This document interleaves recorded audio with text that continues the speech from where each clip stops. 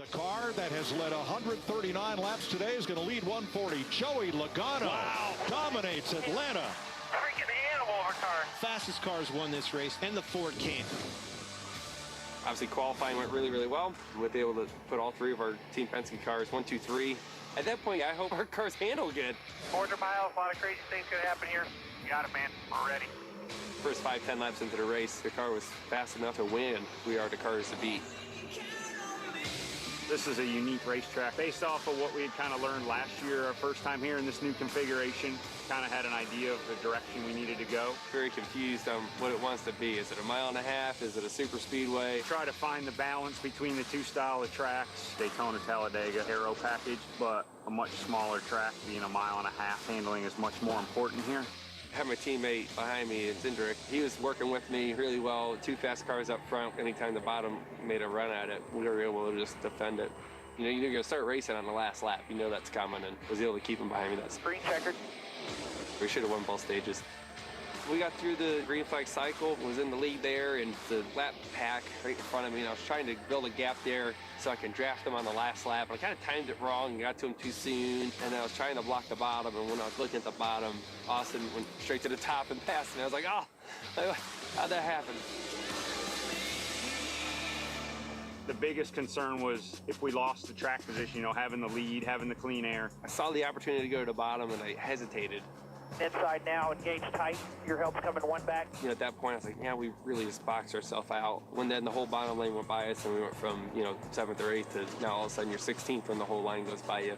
You know, if we lose the track position, will you need it? You know, what type of an adjustment do you think you'll need? He didn't really like to answer that. He just wanted to stay in the lead. But was able to just kind of methodically get a couple of positions, miss a couple of wrecks. Reckon, stay low, low, low, low, low. Watch him coming down the track. You're good. Throttle up. Watch Harvick up ahead. He's low. Go mid. Coleman just does an amazing job at understanding the draft and the relationship that we have. He knows exactly what I'm thinking, and he can guide me into the right spot. Stay low, low, low, low, low, low. Get to the apron. Get to the apron. Come on. Bottom's pretty underestimated here, huh? Coleman's the best on the roof, no doubt. He does a really good job at seeing things before it happens, but also working with Paul as well throughout all of it. He's become a true leader of our race team. The Penske cars have fought their way back to the front once again.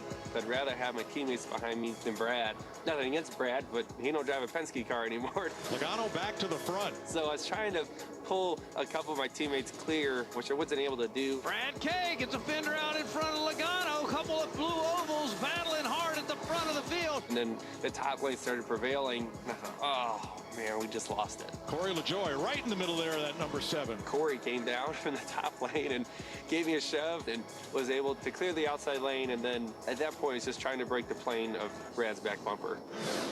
Was able to get to his outside. Logano right on the outside where he wanted to be. Fell with a big push. And that was the second push I needed down the back stretch.